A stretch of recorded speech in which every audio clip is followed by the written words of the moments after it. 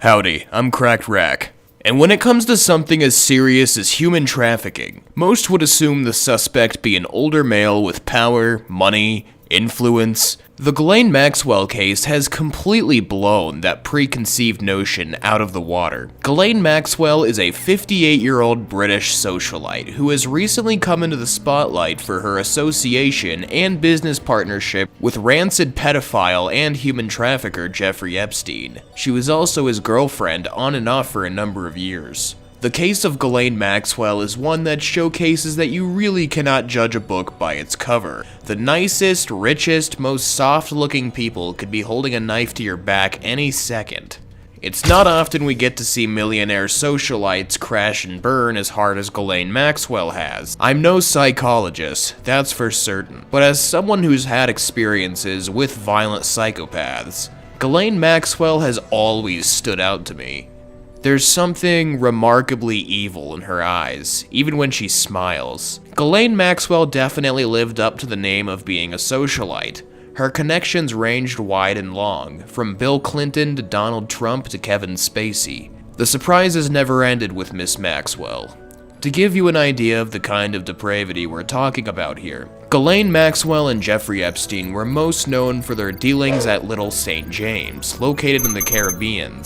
Infamously known for the mass orgies that would regularly occur there, usually involving girls under the age of 18, and in many cases under the age of even 14. Mr. Jeffrey Epstein was particularly fond of 12-year-old French girls. At one point in time, he and Maxwell had literally flown in a plane of 12-year-old girls for Epstein to enjoy on his birthday. Ghislane Maxwell wasn't doing this just for hobby. It seems from the depositions that Maxwell was getting paid anywhere from $100,000 to $1 million annually to aid Epstein's conquest to lead a massive underground sex trafficking operation involving almost exclusively minors. Her involvement is becoming clearer and clearer as time goes on, though unfortunately, Maxwell happens to have access to some of the best lawyers on the planet, and she is strongly redacting claims made against her and attempting to build a clear, open and shut case that will allow her to roam free for the rest of her days. Ghislane was a recruiter for Jeffrey Epstein. She used her status as a wealthy, middle-aged female to form some sense of trust between her and the little girls she'd target. Most of the girls recruited by Maxwell were either homeless or runaways looking to build a better life, something Maxwell and Epstein would constantly promise them. To put it bluntly, Ghislane Maxwell at one point was one of the most powerful pimps in the United States. Keep in mind though, Ghislane wasn't just doing this for money impartially. She was involved in much of the sexual abuse and sex trafficking schemes, and engaged herself in many lewd sexual acts with girls as young as 14. Here are some notable testimonials against Miss Maxwell, just to give you all a general idea of what we're dealing with here. In 1999, Jane Doe No. 3 was approached by Ghislane Maxwell, one of the main women whom Epstein sued to procure underage girls for sexual activities and a primary co-conspirator in his sexual abuse and sex trafficking schemes.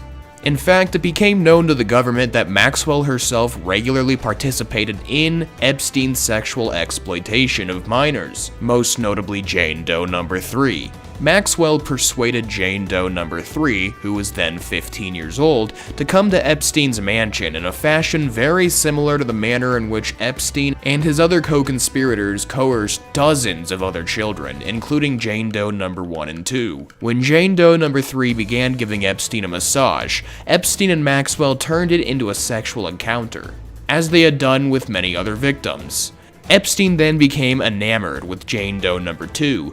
Epstein kept Jane Doe No. 3 as his sex slave from about 1999 through 2002, when she managed to escape to a foreign country and hide out from Epstein and his co-conspirators for years. From 1999 through 2002, Epstein frequently sexually abused Jane Doe No. 3 not only in West Palm Beach, but also in New York, Mexico, the US Virgin Islands, and in international airspace on his private planes. So as you can see, Ghislane Maxwell was a sick bastard who seemingly enjoyed having such power over such innocent, young, naive little children. children. Currently, Ghislane Maxwell's situation is arguably horrendous, and she absolutely deserves it. She's currently staying at the Metropolitan Detention Center in Brooklyn.